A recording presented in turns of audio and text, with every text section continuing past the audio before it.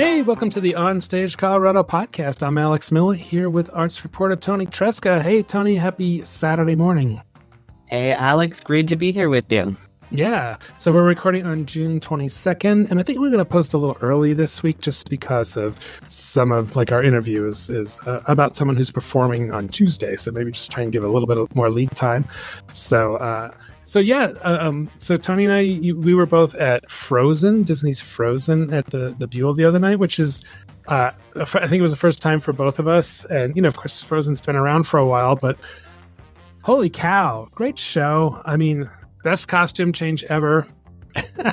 I believe you're talking about Elsa's, truly magical. I was my jaw was on the ground. It really was. How fast her quick change is into her icy dress in Let It Go. And I was surrounded by a whole bunch of children, because it's Frozen, a lot of families there, and they were losing their mind even more than me. So I was I think we've just got a whole bunch of future theater goers here. They've just all been captured by the magic of Frozen. So for me was worth going. So. Yeah. Oh, there were all kinds of little girls in their pretty dresses. It was great. And I was glad that they gave a shout out in the pre-show announcement to shout out to all the kids that was their first show or first Broadway show. And, this is, what we harp on all the time is get the kids out there. And not just Frozen, take them to the, the community theater in your neighborhood, or even, the high school shows or things like that. Because, and I was thinking about so we live in an age where CGI and special effects and all that stuff is kind of ho-hum almost, but the practical effects live on stage still elicit that wow response. And, that scene where she sings Let It Go at the end of Act 1 it's they throw everything but the kitchen sink in terms of practical effects and stage magic. Her gloves are flying off magically and her cape and, that amazing costume change and all that practical stuff is really impressive. Oh, it absolutely is. And now, the musical itself, I'll be totally honest, I don't think any of the new songs that they added a dozen new songs. I don't know if they totally add anything that you don't get from the movie. Yeah. But the actual practical effects and the staging of it is so incredibly inventive that I just had to kind of be in awe of the actual stagecraft that I was witnessing. Yeah, the transformation when she becomes and she creates her ice palace in the mountain is pretty amazing. The set pieces come on, and they did some really interesting stuff with lighting to make it look like ice and all that stuff. And the costumes were fantastic, and of course, my friend Caroline Bowman, friend of the pod now, so she's fantastic as Elsa, and just wow. I mean, she just, man, what a showstopper that was. So yeah, if you get a chance to see Frozen, check it out. Yeah. Second act is a little bit slower until we get to Monster, which is also a number by friend of the pod, Caroline. And they also do a whole bunch of spectacle there too. But honestly, if you haven't seen Frozen live on stage, it's a very, very well done piece of theater. It is. Yeah, and I think it was a little hard to top the end of Act 2 or the end of Act 1 with Let It Go. But there was still some great stuff in the second act. So, one other thing I was going to mention. So this is happening or will have happened on Saturday. But the Fox Theater in the Aurora Fox got their cool neon sign stiffed up, and I think it was about $140,000 renovation of the sign. And they went back to its historic colors from the 40s when it was built to this kind of red, and it looks super cool. And they were the Lightning Thief that's there now ends this weekend. And they were doing it after the show on Saturday night. I think the mayor was going to be there. And so if you get a chance, I talked to Chris Geddes, who's the historic preservation specialist with the city of Aurora. So that's stories up on the website now. Really interesting, talking about, the history of the theater. And I didn't realize that Fox theaters were a whole chain of movie theaters around the country. Yeah, I didn't realize that either until I read your piece. But it's really interesting. I guess they're more they're more like, I guess, what the landmark was and kind of now, but which is interesting. And the other thing that was exciting, I felt like we kind of buried the lead when she said, we're getting new seats. I was like, I mean, that is one of the things about the Aurora Fox that kind of sucks. The seats are, I think, over 70 years old, we figured. And they're tanks. I mean, they've definitely stood the test of time, but they're pretty bumpy and lumpy. So next summer I think they're gonna redo the carpeting and the seats. So that's gonna be a big, real big improvement for the Fox, especially as the new artistic director gets going with his first season there. So fresh new theater. So another story I wanted to talk about was your story. We were talking about Fiddler's Green in a podcast, I don't know, a week or two ago. And you did a story about it. And you didn't. I just kind of came across it. You didn't tell me about it, but I thought it was really interesting. That had some history of Fiddler's Green that I didn't know about. So, it was a kind of this collaboration between the Museum of Outdoor Arts over there. They originally built it more as just a small scale venue, which to kind of host the symphony actually at the time. But eventually they kind of realized that the space was so gorgeous and kind of that it could be a home and massive. Gorgeous and massive was kind of the two keywords there. It holds more than Red Rocks. It does. It is the biggest outdoor arena or stadium space in Colorado. And but so they decided to expand it. It's got a whole bunch of drama around the corporate naming of it, which I didn't know about, but I found super fascinating. I gotta say, so I used to write a daily humor column when I was the editor of the Summit Daily News, and Comfort Dental Amphitheater was something that we tapped many, many times because we thought it was so hilarious and silly and kind of awful. You know, it was like, what's next? Like the Preparation H Amphitheater or, whatever. I guess in this day and age of corporate arena sponsorships, it's not that surprising anymore. It feels like every arena's kind of got that name, but it's certainly Fiddler's Green is much better than Comfort Dental Amphitheater. Oh my God. So that was a really great story. So you can read that in Westward. You had some comments about this when it was posted on Facebook, and there was, I do remember this back in the 90s when it opened. There was a whole lot of bitching about the sound and the noise. People in the neighborhood that were being disturbed by the sound. The volume of the music and stuff like that. And somebody had suggested you didn't really focus too much about that. But what kind of comments did you get on the story? I got a lot of comments, particularly people being like, you didn't harp on their parking situation enough. And I was like, I include a paragraph about that. But the whole thing, we have many articles over at Westward. Emily Ferguson, my editor, has published many things about Fiddler's Green's terrible parking situation. So I figured that was I just include a little bit of it. But that was my main comment. People being like, have you ever even been to Fiddler's Green? Have you tried to park? What are you talking about? And I was like, I have. I agree. It's in there, but the whole thing is not about the parking situation. But yeah, I think that was that is definitely a fair critique. They definitely take it. In my conversation with the executive director, the noise proofing of the space definitely came up. There were a lot more concerns back in the 90s when they were first hosting. They did not have those big tall walls. They did not have those big tall walls. They did not have the actual organic garden that was blocking out a lot of the noise. And so a lot of things have really changed since then. But I guess with any interview, there's always going to be a little bit of context on the cutting room floor, and that's fair. You can't cover everything. But yeah, it's really, and they kind of felt like they were kind of dormant for a while, and they're sort of coming back, with some meaningful shows. And that is true. And that kind of came up in there because for a while, Fiddler's Green was getting a lot of pushback when they would try to program, say, like a Snoop Dogg. That's an example that the executive director gave to me. They got a whole ton of pushback from their kind of patrons of the museum, but now they've just kind of, since their partnership with AEG, they're like, this is a destination. We've made it into a destination. It's time we start treating it and programming that way. So. Right. One other thing I would say about the parking is that, they're limited in space, and there's all these, it's kind of plopped in the middle of an office park, apartments and stuff. So I guess the question for people that want to go to Fiddler's Green is what can you do about it? Because I don't think they can do a whole lot. And so what you could do about it is take the light rail and Uber over there. and avoid a lot of that because I think there's a light rail station not too far from Fiddler's It's Green. right, yeah. It's like a couple blocks away. That came up too. It's like so you can actually walk to it. They've really improved the public transportation options in and around the facility. That was another thing that was not necessarily as built up and established back in the late 80s, early 90s when they were first starting out. And another reason why the neighbors were really pissed, because people would just kind of park next to their houses or on their lawns or things, which obviously that was a big no-no for the neighbors. But that situation's changed a lot too. Yeah. Yep. All right. Well, and one other news item I just wanted to mention is that Emily Van Fleet, well-known director and actor here in Colorado, has just been named the new artistic director at Creed Repertory Theater.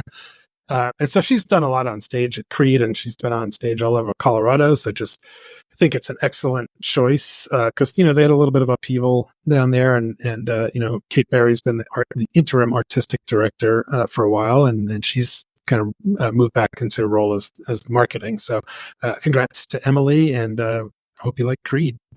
Yeah. And I know they did a national search for this position. And so it's cool that they did that national search and we've still ended up with a Coloradan Emily Van Fleet in the role. Cool. All right. So, well, as usual, we're going to review some of the latest shows that we've seen, talk about some of the ones that are on our site, and go through our list of our top 10 list of Colorado headliners, which are cool shows we think you should try to catch around the state. And then later in the podcast, I might interview with Jenna Pastuszek, whose show featuring the songs of Judy Garland, Get Happy, will be here for just one night on June 26th at Denver's 4 Mile Historic Park. It's part of the Swallow Hill music series, I believe. So she's a lot of fun. So stick around for that interview a little later in the pod. But other big news item this week from the theater world, in addition to the Tony Awards. So another big news item from this week, in addition to the Tony Awards, which theater people like to tune in on, was the Henry Awards nominations were announced. So this is the Colorado Theater Guild's. They have a program where they have judges that go to lots of shows. I think that, what do they have, Tony? 50 or 60 judges around the state or something like that? Last year it was about 70 or 80. I'm not 100% sure on the exact number of judges this year, but I imagine it's around that number. Okay. So yeah, I was a Henry judge for a while, so I'm pretty familiar. It's like they don't write reviews or anything. They basically have like a score sheet, where they kind of rate things. I don't know if it's 1 to 5 or something like that. Actor, the set, the lighting, all that kind of thing. And so every year they come out and there's always this, kind of like the Oscars or the Tonys. There's a lot of bitching about who didn't get it, or why did these guys get so many and they forgot to mention this one, and I think it's important to just note that it's not like they're sitting around saying, okay, we're gonna screw the codpiece players this year, or something like that. It's kind of a collective thing of where they gather all these ballots, and sometimes it doesn't necessarily reflect all the great stuff. Totally. And not everything is even eligible. So, you have to have opened between May 16th and May 15th of the following year, have to have been seen by 9 Henry judges. The organization has to be a member of the Colorado Theater Guild, who is the actual organizers of it. No remounts, no touring productions, nothing from outside of Colorado, no children's theater, high school, college, university, public theater, opera, performance art, mime, or unscripted improv production. So a lot of stuff that just is some people might consider theater, but is not eligible. And then the scores from that, the judges are tabulated based on all of the scores. And then just whoever has the highest scores amongst the judges who saw the shows, those are the nominees. Okay. Yeah, I didn't realize that there were all those exclusions. And I get most of them. And, I have to say that, the Theater Guild does struggle to, have enough judges to cover as much as they can around the whole state. So it is not an easy thing to pull off. So I think you've always got to cut them some slack. But that doesn't mean we can't point out some things anyway. So, one of the ones that was surprising to me was that Vintage Theater, which produces, I think, more shows than just about anybody in the state, and a lot of good stuff, did not get a single one. But you pointed out that they only submitted 2. Is that Is that true? That is accurate. They only submitted Driving Miss Daisy and In the Heights for some reason, despite they have what I consider multiple awards-worthy productions, including their production of Cabaret, Cadillac Crew, The Legend of Georgia McBride, and especially The Glass Menagerie, which is one of my favorite plays that I've seen this year. Right. What are some of the other ones that stood out to you? Well, one of the ones that immediately jumped out to me was there was nothing for one of our favorites, The Pasticcery, but I think that might just be because it's ineligible. It's a bit of a mime performance art piece, but I didn't realize that until I looked at the rules that might be why. Okay. Another one I was kind of a little bit surprised by was the lack of the nominations for the Colorado Shakespeare Festival. Yeah. There were only 2 for Much Ado About Nothing, which, in my opinion, I honestly thought was the weakest of their 4 main stage shows.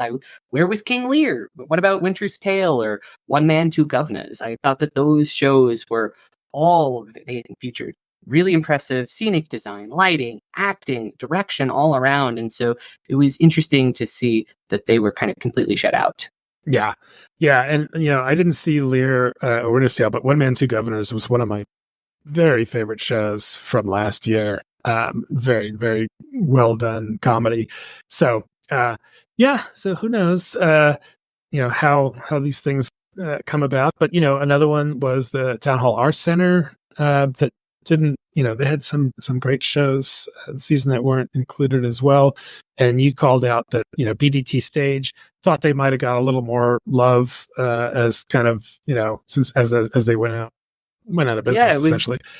They got one BDT Stage got one very deserving nomination for Wayne Kennedy's performance as Tevye over there. He's played that role multiple times in that same theater, actually, and it's a very strong performance. But I just thought it was interesting to not acknowledge the rest of the elements of the show, particularly because Kenny Moten really used the space over there in a way that I had never seen before. Mm-hmm. And so I thought maybe some scenic design might be in order, or a nomination for Kenny for his direction over there, and a couple other really strong performances. And then another one you called out was local theaters. You Enjoy Myself, Topher Payne's show that, people were kind of mixed on that when I talked to people. Some people were like, kind of didn't like it so much, but you and I both thought it was pretty good. And it seems like it would have been at least nominated for Best New Play. I thought so. I thought Betty Hart's direction also was very well done. I was happy to see 2 acting awards and then Susan Crabtree's scenic design be called out, because that scenic design over in the space was really inventive and a very cool way to use the dairies kind of what can often be a little bit constraining space over there. But another one from local I also was surprised not to see was 237 Virginia Avenue. It was eligible, but it was also entirely shut out, which I thought was insane because it had 2 of the best performances of the year from Jacob Dresch and Lawrence Hecht, as well as expertly designed lighting from John Mallory and C.C. Smith's sound design. So to see that play completely shut out was, I think, that was shocking to me. Right. And then the Arvada Center, which did fine in terms of quantity. I think they actually were one award ahead of the Denver Center this year. Is that right?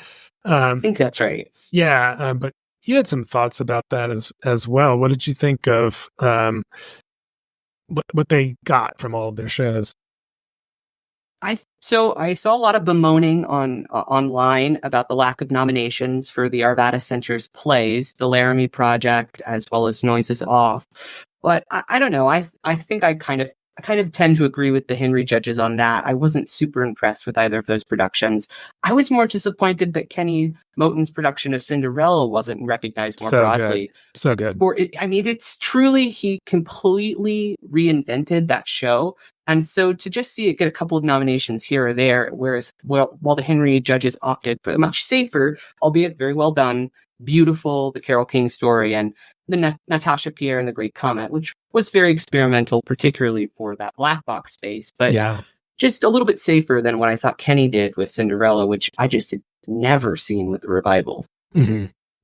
Yeah. And then another one that we both loved was Murder for Two, which was a Give 5 Productions that ran at the Parker Schoolhouse last fall, which it's a 2-hander, just two fantastic comic actors, and but Brandon Bill did get one of them. But I thought it could have maybe gotten the best, a director nod for Julia Toby.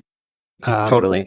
Yeah, and maybe best. I can't remember. Is there best comedy, or this comedy category? Is it all mixed into plays? It's plays and musicals, and Okay. then new. Yeah, they should really have a comedy section. Yeah. So, and then you mentioned family. Yeah, a family. This was the 4th year in a row that the disability affirming theater company has been shut out of the Henrys, including the excellent production of A Midsummer Night's Dream directed by Shelley Gaza over at the Denver Center in their Space in the Round, which we recognized in the Oscars in multiple categories, but the Henry judges declined to give a single nomination to. That was one of the best things Family's done in a while, I thought. It was. It's totally agree. So great that the Denver Center is letting them use the Killstrom for those shows, because it's just really such a great opportunity for them. Another thing that I noticed again from looking at the list was there continues this trend of being nothing for Su Teatro, which is Denver's longest running Chicano theater organization, despite Wolf at the Door and Cuatro y Ocho really popping this season. Particularly, I want to emphasize and underline Wolf at the Door. That was a really haunting production, particularly with some incredible performances in there that I'm really disappointed to see not nominated. And Su Teatro, this just continues the trend of never being nominated for a Henry Award, like ever in its entire history. Su Teatro has never gotten not even a win. They've never gotten a nomination. Yeah, that's bullshit. So, and then Miners Alley, they won 8 awards, but 7 of them were for Misery, and another one that we both really loved was Paul Stroley's new play, Jukebox for the Algonquin, directed by Len Matheo, which you said is kind of like your favorite play of the year. Yeah, it's my favorite new play of the year for sure. And it got nominated for ensemble, but I was kind of disappointed to see it not more widely recognized outside of that category. And I would also note their productions of Avenue Q and The Trailer Park Christmas were quite strong, but also completely shut out. Yeah, they were both great. I really loved Trailer Park Christmas. Wasn't that fun? It really was great. There were a couple really good, like I think Nick Rigg should have been nominated for his comedic performance, if I'm being totally honest. It was so funny. I will never forget his scene in this inflatable chair. Yes. Great stuff. So, what about the Denver Center? They, usually top, or it's usually between the Denver Center and the Arvada Center get the most. What did you think of the picks that came for them this year? Well, I thought yet again the Denver Center was overrepresented with what I felt were some of its weaker offerings this year. It included Emma, the Lehman Trilogy, and A Little Night Music, which were very well represented at the show. But I didn't actually care for any of them. I could have lived with Clyde's or even a Rubicon sweep, which I much preferred those two plays, particularly Clyde's. The fact that it only got... The fact that Clyde's is not nominated for Best Play, that I think that just... I'm like, is this even... How did these nominees get here? Yeah.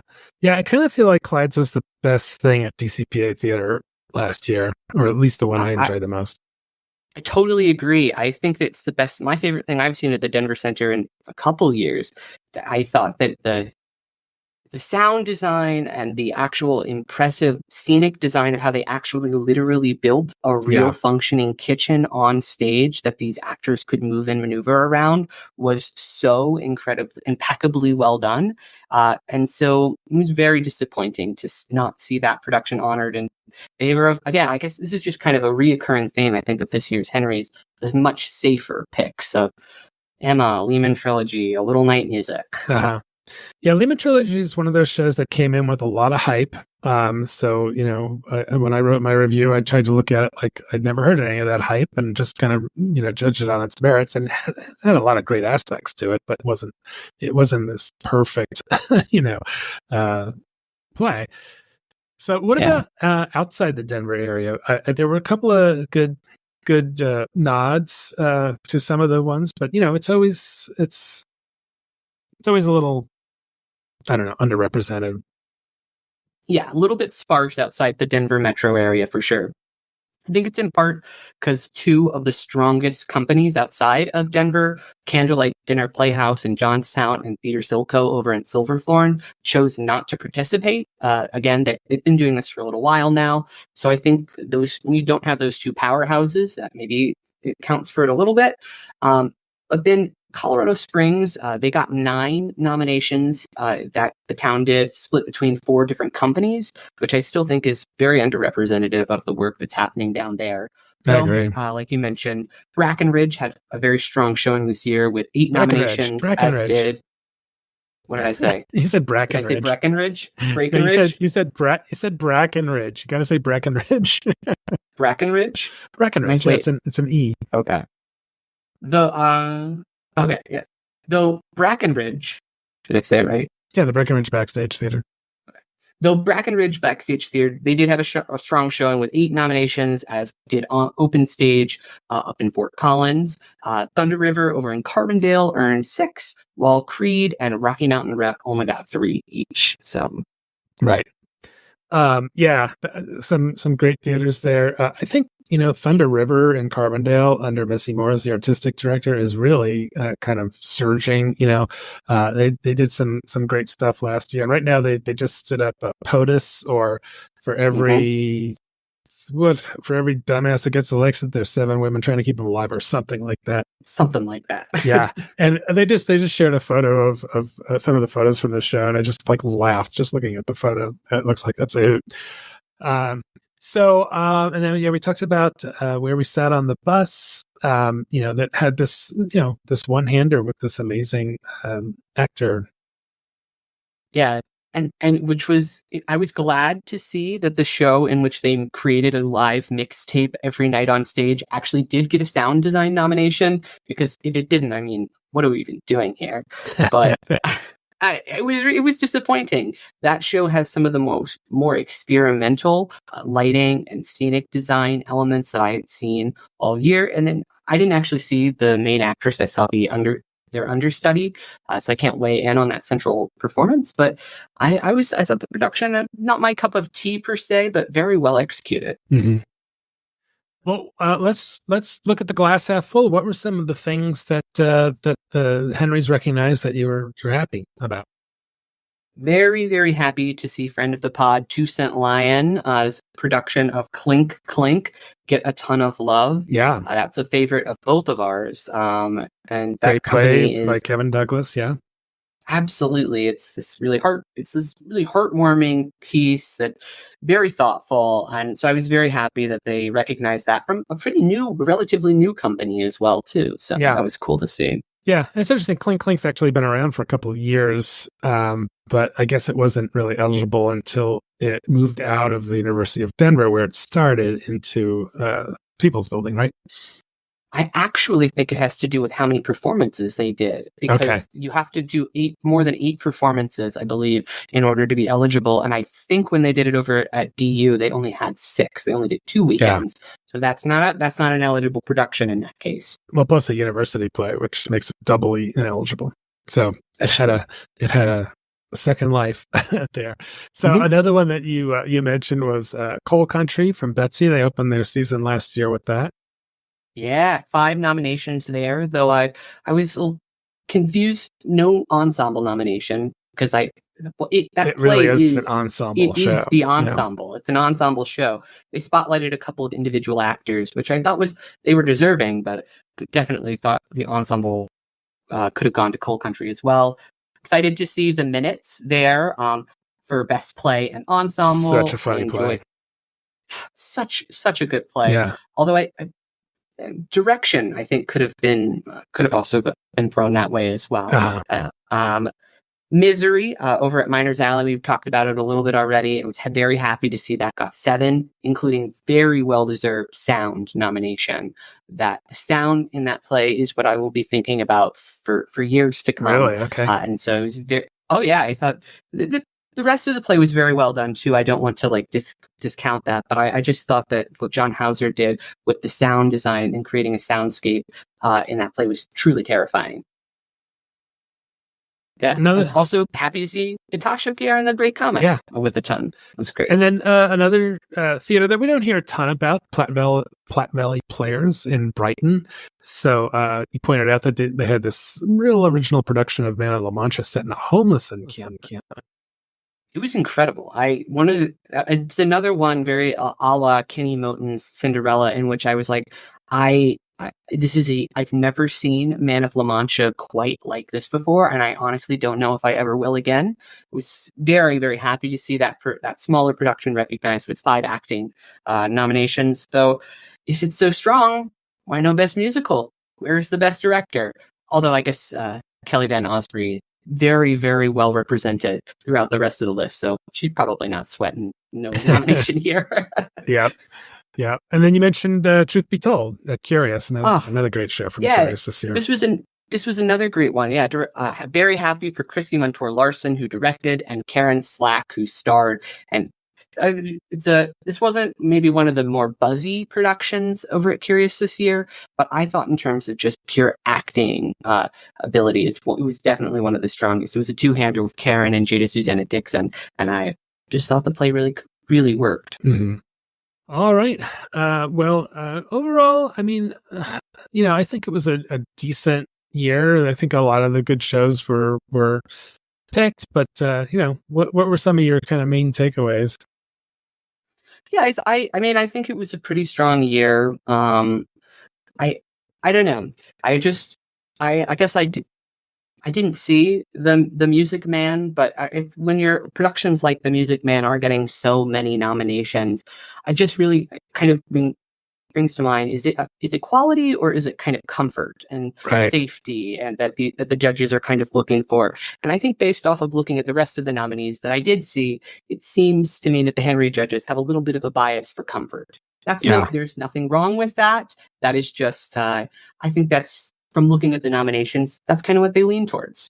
I'd be curious to know what the age spread is on Henry judges, if it's reflective of, a lot of silver hair like we see in the theaters anyway, and they're more responsive to that comfort stuff. But I don't know. I'm just spitballing. So as usual, we like to go to the socials, as we say, and see what some of the people out there said. Do you want to kind of summarize some of the comments? For sure. So, local actor Jonathan Underwood kind of kicked this conversation off about the Henry Awards on Facebook with a post on June 21st, where he was kind of asking, what are the pros of the award shows? How do we see the Colorado Theater Guild elevating these positives? And what are the frustrating negatives of the Henrys? And how can they do better regarding the ceremony? And as of recording it, it's gotten over 20 comments on there, including from Betty Hart, who is the president of the Colorado Theater Guild, friend of the pod, who was very open to the question, kind of highlighting some of the positives, including the attention that gets there, the ability to help theater companies raise money for award-winning, because award-winning really does mean something to grantors, and then just celebrating all the work that happens. And then she also noted it was a particularly strong year for women and BIPOC artists in the nominees. And then she said the biggest negative, however, is the expectation that a community that has so many talented artists could possibly make everybody happy when we're only sharing 5 nominees per category. It's true. And I think that's so true. Betty herself says she saw at least 20 incredible productions over the past season, and the number multiplies by moving credible to good. So there's always going to be your favorites that aren't recognized. But she thanked Jonathan for encouraging a thoughtful dialogue there. So that was kind of from Betty. A couple other folks chimed in. Clint Hine, a local actor, said he'd like it to be a better idea for this fundraiser event, because I think that is a sticking point for some people, and maybe some people don't even know this, but the Henry Awards are the Colorado Theater Guild's main fundraising event every year. That is the award ceremony itself. That's correct. Yes. And so Clint is saying it's thrown by the Theater Advocate Guild, and so in my mind, it should be more of a celebration of the community than an award show.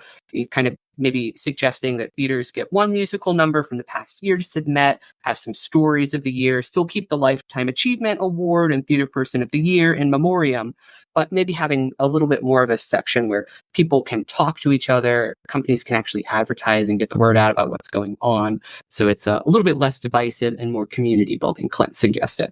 Right. Well, as we know from all the grousing about all the other award shows, the big ones, people love to bitch about award shows, and they're really tough to pull off. It's hard to make them, interesting because you've got all this stuff you've got to run through. And the Henry Awards have been pretty long. I mean, it was like, what, 3 hours plus last couple of years? Yeah, last year when I attended, it was 3 hours. Yeah. So, and then another actor chimed in, Patrick Brownsman, said, I think one of the best things that can be done to improve is have one nominee in the same category in a single year rule for actors, much like the Oscars do. So not allowing the multiple nominees so that you can kind of spread the love out. Yep. A little bit more with the acting categories. Another person, Susan Ramsdor-Terry, said that we really need to rethink the tier system. They're saying that what constitute a large and small company, just two, is not nearly enough for the variety of theaters. There's a lot of other theaters that are working between the two scales because the cutoff is if you have a yearly annual budget of over $500,000, you are in tier one. Everybody else is in tier two. Right. So there are a lot of people in tier one. There are not a lot of people in tier one, and then there are a lot of companies competing for tier two. So that is another reason why potentially your favorite company didn't show up here. And then finally, this kind of relates to that too. Jim Hayes, another local actor, he included the Oscars, which is our award show, in his response, saying, being representative from a small theater company, it's difficult to feel a part of the community when we aren't included. It's nice that they have two tiers, but let's face it, the second tier is still too broad for many of us smaller theaters. Award shows are popular because it's nice to be recognized by your peers. Frankly, I like what OnStage Colorado and some others do, where they pick several shows and actors in a number of categories and recognize their excellence without having to pick a winner. Right. And so when we started the Oscars, which is the OnStage Colorado Awards for theater, we had some, some information about what people had said about award shows before. And so we decided to not make it like, just one winner or something like that, and an award, and still there's plenty of room for not making it look like some sort of a participation award. I mean, it still recognizes a lot of the great work, and so those will be out in January. We just do a calendar year thing, so stick around for the Oscars. We're already starting to make our nominations. Yeah, absolutely. So, and they were so fun to kind of put together last year, and I heard a lot of great feedback from the community. But if you have any thoughts on how we could improve the awards for 2024, please feel free to contact us at info@onstagecolorado.com. And if you want to see our picks for 2023's Oscars, they're on our site under the resource tab, so you can go and view all of the previous award winners. Yeah. Yeah, and we did a live stream, but we didn't compel people to come to. Not that we could afford it anyway, to go rent a place and have a big thing. So, in terms of the ceremony itself, what do you think could be done to improve it, Toni? I think the ceremony itself needs to be needs to be shorter. It's a 3-hour ceremony. It's very long. There's 33 awards that they hand out, plus speeches, and sometimes that's multiple speeches because the Colorado Theater Guild allows multiple winners. There can be ties. And so you have, between these 5 performances from the nominated musicals, the Colorado Theater Guild President and Address, the Lifetime Achievement Award, the In Memoriam, recognition for those who are not eligible to be nominated, like intimacy directors and choreographers, it's a very late evening. And I think if you really want to, and the social component really comes at the end, but I was already so exhausted by then. I didn't really stick around for very long afterwards. So I just wonder if there's not a way to maybe like tighten it up. You want to give everybody their love. You don't want to take these moments away from people, but it's a very long night. Yes, it is.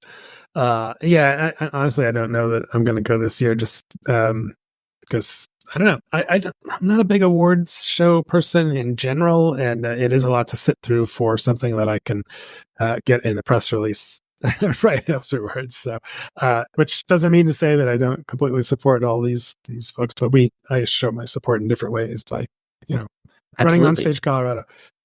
Let's just take a quick look at the Tonys, and any things that it's always interesting to see the Tonys and think about what things that are nominated are we going to see in Colorado in a couple of years, either as a touring Broadway production or a regional premiere or something like that. What stuck out to you this year? Well, I think we're definitely going to be seeing the Best Play winner in Colorado, Stereophonic by David Egeman. That play is about this fictitious band that's loosely based on Fleetwood Mac, about the recording of this album. Uh-huh. I've not seen anything nominated, so this is all just me going off of my thoughts on the telecast that I watched to this. And I guess I should note, I just complained about how long the Henry Awards were, but the Tonys were 4 hours long, and I did watch them all. So I guess I'm a hypocrite. Well, at least you can always pause them on your thing and go and come back to them. You're not stuck. So.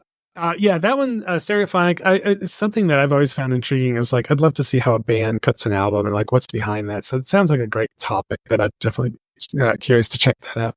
And so Best Musical was The Outsiders. What's that one about? It's based on a book. It's about this group of boys who are on the outside of society. And so then they start fighting each other. The big impressive moment from the telecast was when they actually staged the Rumble, which is there's rain coming down, it's super gory, super violent, and everybody's just wailing on each other on stage. It's this really visceral play. It also won, in addition to Best Musical, Best Direction for the niece of Julie Taymor. And so Dana Taymor, and I think we'll probably see The Outsiders on tour. It's already announced it's going to be kicking off its tour soon, so I would not be shocked to see that one swinging through Denver, particularly now that it won the Tony. Mm-hmm.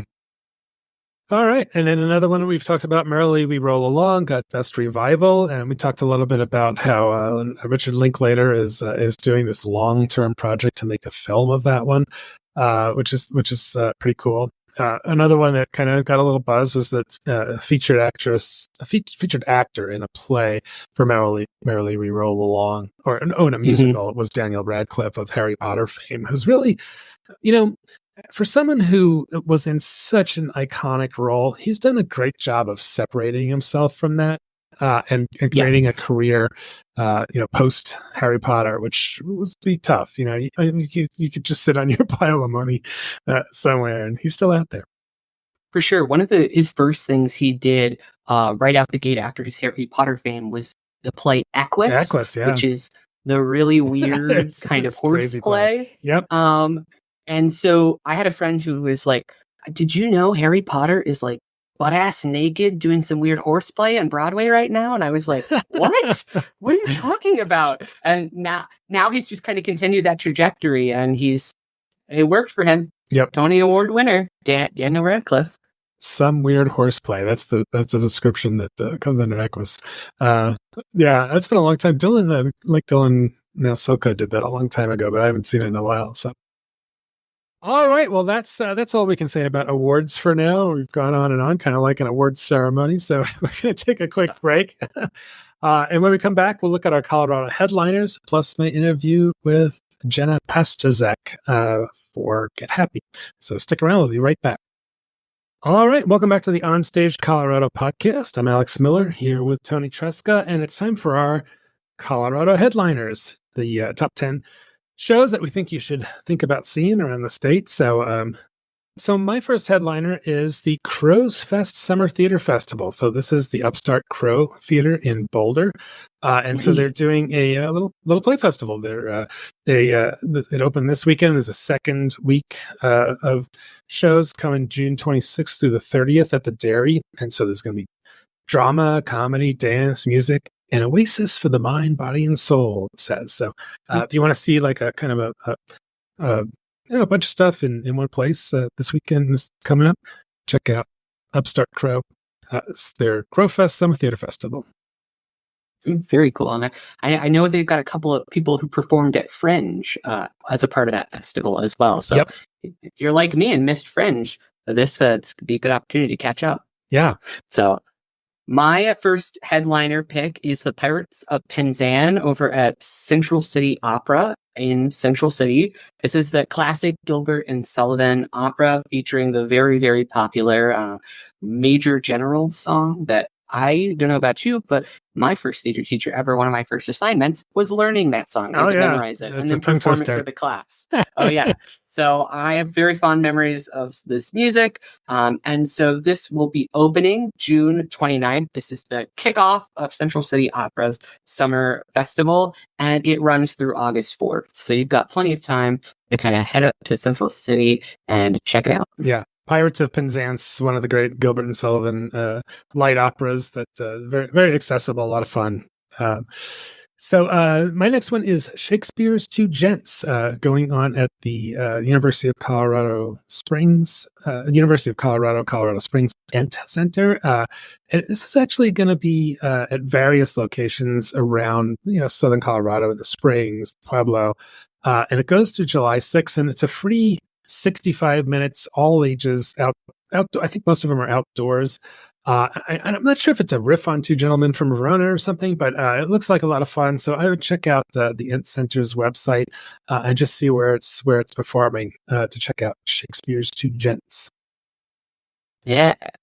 My second headliner is Greater Tuna. This is a two-hander that's being produced by Bailey Theater in Bailey, Colorado, which is population 8,000. It's a comedy about small town Texas named Tuna, which is Texas's third smallest town. And it stars two performers. And in this case, that's two Denver actors, Rick Long and Hayes Burton. And this play is going to be running July 5th through July 14th.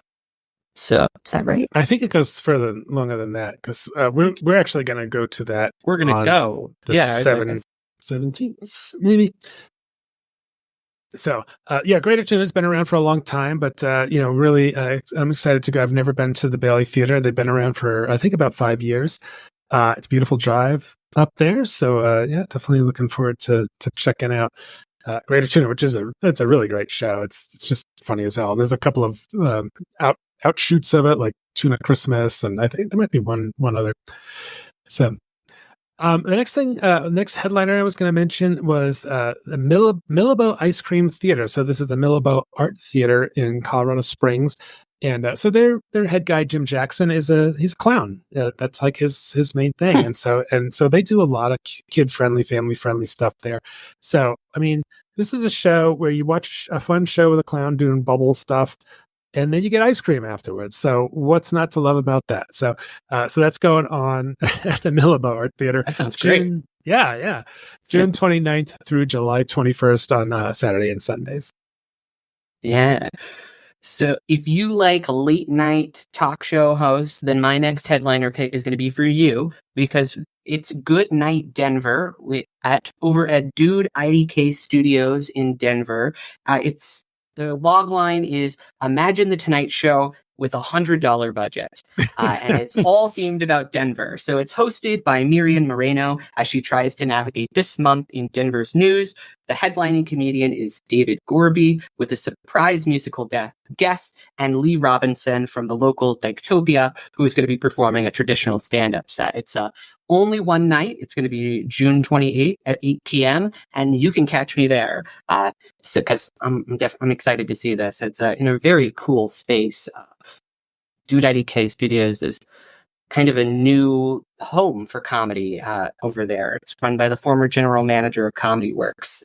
But if you like this show and Good Night Denver, but you're going to miss it this month, don't worry. It'll be back soon. Dude IDK Studios is going to be doing them kind of regularly from here on. So that's great. Cool. Well, speaking of newish comedy outlets, there's one in Lakewood called What If Theater. So they're mostly improv, and they do a real mix of stuff. I think they do some classes, and they've got something called Improv and Fun coming up on June 29th, but they've got a whole lineup of stuff going on. So What If Theater, that's theater with an RE.com to check it out. So up in Greeley at Little Theater of the Rockies, the second show in their summer festival season is Every Brilliant Thing, directed by Yvette Sergi, who is actually a UNC alum, which is where the Little Theater of the Rockies take place. It's in Greeley on the University of Northern Colorado's campus. And Yvette was actually Curious Theater's 2023-2024 directing apprenticeship. So I'm excited to see her take on this one-person show that tackles the subject of suicidal depression in a really, in a not depressing way, even though it's about suicidal depression. I know. It's a big trick. The play is based on some of the author's true experiences, and so it's really grounded in humanity. And I've never felt more joy for life than after I saw this production for the first time. So I'm excited to see what they do with this up in Greeley. All right. Well, my last headliner is, sounds like a banger at Firehouse Theater, which they perform at the John Hand Theater in the Lowry area in Denver. They're doing something called Othello 2024. So this is an adaptation of Shakespeare's tragedy by Greg Sherman and Gregory Wolfe of Moonwork Theater Company. And this one's got kind of a power duo. So Andrew and Kelly Uhlenhop are this great theater couple here in the Denver area. So he's directing. And Kelly is playing Iago, which is like, man, I got to go see that. She's a firecracker, and I think that's going to be a lot of fun. So that one's running June 29th through July 7th at the John Hand from Firehouse Theater. My final pick for the headliner this week is The Merry Wives of Windsor at the Colorado Shakespeare Festival in Boulder. It follows the infamous Falstaff, who is on the hunt for a wealthy wife. Or two. As his attempt to, the dude's not picky. So he's set to woo her, but when he sets his sights on the clever and quick-witted Mistress Page and Ford, he gets a little bit more than he bargained for. So this is directed by CU professor and recent Henry Award nominee for Much Ado About Nothing, Kevin Rich, and stars Jacob Drest, who is a Colorado Shakespeare favorite, as Falstaff. So this production opens July 6th and runs through August 11th. That's great. That sounds like a ton of fun. And we were both talking to each other how we'd never seen this one, so we're going to go see that one together. Mm-hmm. So looking forward to that. Jacob Dresch, of course, was the kind of this, the standout in One Man, Two Governors last year, and also in the 237 Virginia Avenue in a great performance for local theater company. And The Winter's Tale. Also, yeah. He's fantastic. He's one of those actors. When I see his name there, I'm like, ooh, I want to see that. He really reminds me of Robin Williams in that way. Just his presence on stage and ability to kind of switch between characters. So I don't know. I don't know if that resonates for anybody else. Great comedic and dramatic actor. All right. Well, a couple of other new reviews or upcoming reviews on the site. Moriarty at Theater Silco up in Silverthorne. Our reviewer, Karen Mason, saw that and said it was just fantastic. She really kind of gushed about it. So if you're up in the Silverthorne area, check that out. Buntport, testing 1, 2, 3. So this is a series, just as it sounds, they're testing out a couple of ideas for some of what they call their off-night programming. So in addition to the usual kind of main stage shows that you'd see on weekends that they create themselves, they also do some of these other programming, and so they're trying to figure out. So the one I saw the first weekend was they were trying out game show ideas, and it was very funny. It was like an hour of just really fun stuff, and they were doing something else this weekend, and they're doing a different thing next weekend. And I actually did a story about it on our site, so you can check that out on OnStageColorado.com. And then at Stage Door in Conifer, which is a little theater company that punches above its weight, I would say. They're doing Sweeney Todd up there, and Eric Fitzgerald went up and saw that one and said it's just a fantastic production of Sweeney Todd.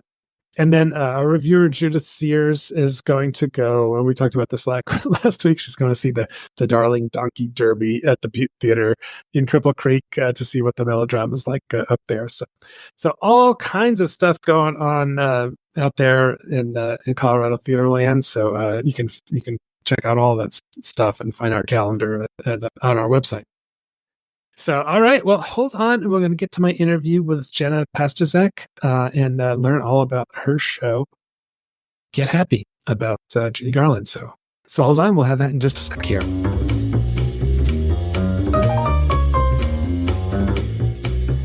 All right. Well, hey, we're here with Jenna Pastuszek, who's going to be making her debut in Denver at the 4 Mile Historic Park for a one-night-only show on June 26th. And so this show is called Get Happy, and it is the music of Judy Garland, sort of celebrating her 100 years or so.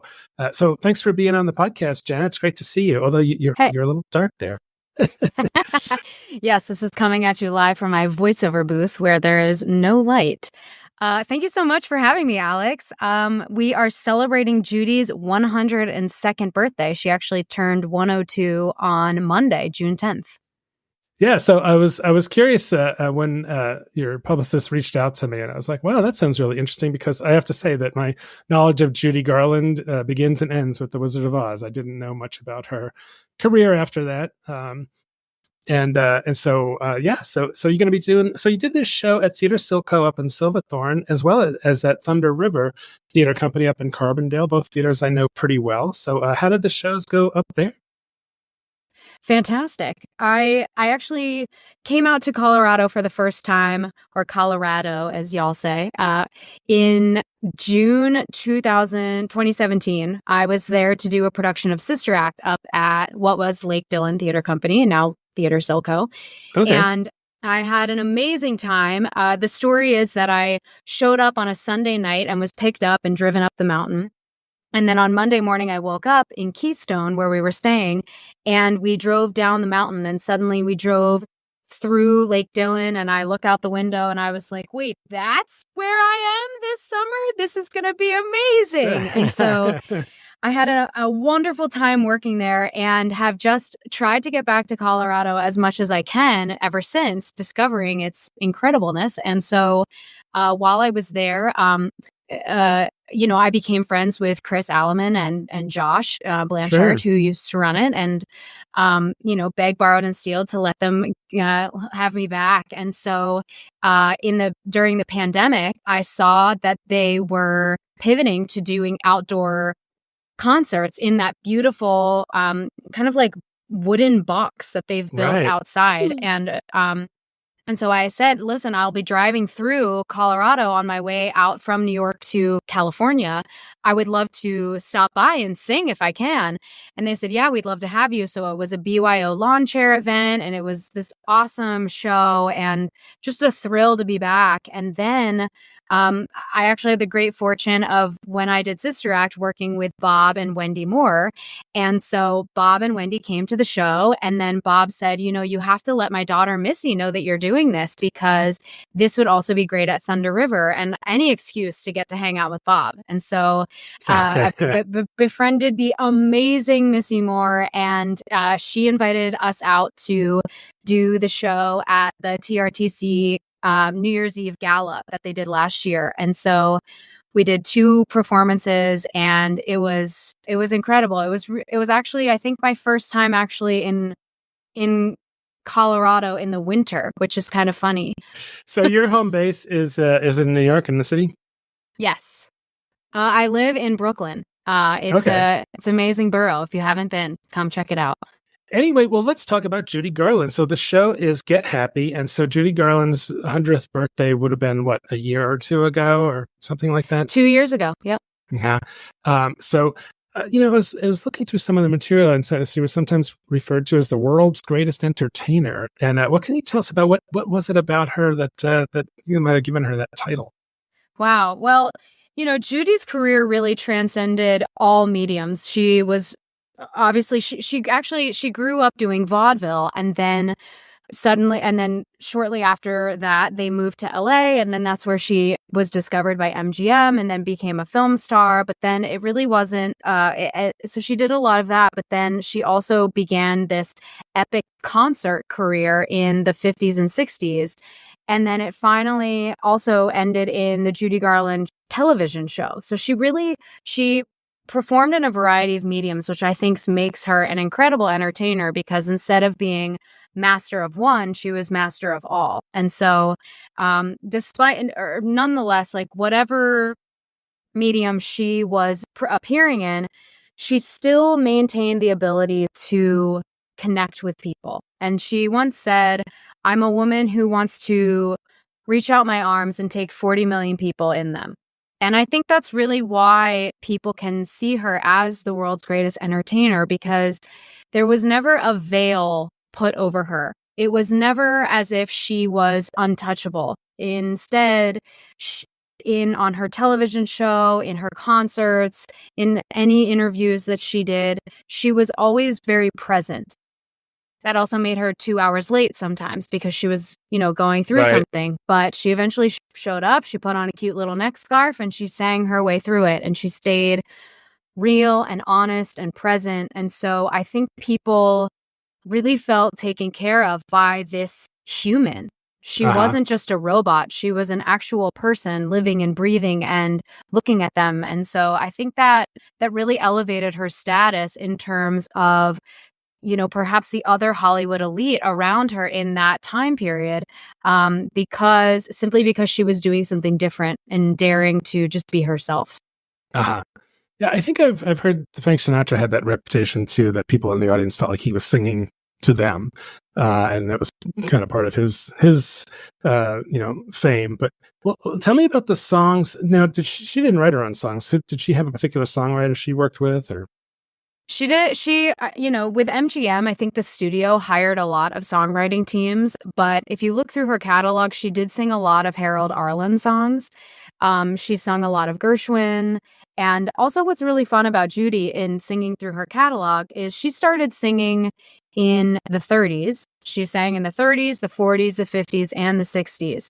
And so really when you're looking at her discography, it's encompassing a lot of popular music from that time period. So it spans a wide range of composers and styles that she did. Okay. And so in this show, it's not just you singing songs. You're telling about her life in some ways. Can you tell us a little bit about what to expect? Yeah, well, it's a really fun show because not only are you going to learn more about Judy Garland, for the diehard fans in the audience, you will learn some fun facts that you might not have known. You will hear some songs that are maybe what I call forgotten gems. And then also for the people who don't know anything about Judy or would like to know more, it's a very inviting show to get to know her better. And you'll hear some of the classics that you might be familiar with, like Somewhere Over the Rainbow, like We're Off to See the Wizard. But you'll also be able to appreciate this artist whose catalog spans such a wide period of time. And you'll also get to know me. So I've been lucky enough to use Judy's music as a vehicle to invite people to see the show. And then the bonus is that while you're there, you'll also hear me tell my stories about being an artist in New York and about, kind of what happened to me during the pandemic times and where I find myself now. And so you'll get to appreciate Judy and also get to know someone who you might not know yet. Cool. Well, so Jenna Pastuszek is going to be at the 4 Mile Historic Park on June 26th. It's Swallow Hill Concerts Music, and you've got the great Trent Hines on keys. Sure do. Very well-known musical director and pianist here. And also special guest Sharon K. White. And what's her role? Sharon K. White is my special guest. So Judy Garland loved herself a duet. So I thought, why not come to Denver and pick up Denver's finest, Sharon K. White, while I'm at it? We fell in love when we did Sister Act. She played Mother Superior, and I played Sister Mary Robert, the novice nun. And so we also sat next to each other in the dressing room and just spent the entire 3 months we were there laughing and just enjoying each other's company, exploring Colorado. And so I'm so excited for her to join. She's actually my first ever female guest. I've done the show a few times with different male performers who've done a lot of Frank Sinatra stuff. I'm not sure if you know this, but Frank Sinatra actually paid for Judy Garland's funeral in New York. Wow. They're very close. And so this time we're bringing Sharon, and Sharon is going to do a variety of songs. We'll, of course, do the Judy and Barbara Get Happy duet. That's very famous. And Sharon Kay will also do some of Liza and Lorna's stuff, Judy's two daughters. Okay. Yeah. All right. Well, wonderful. So, certainly sounds like a great show. And I believe, is it outside, is it? Yeah, it's outside. So it's a picnic. So bring your stuff and come and enjoy a beautiful summer night in Colorado, in Denver. We would love to have you there. We're so excited about the show.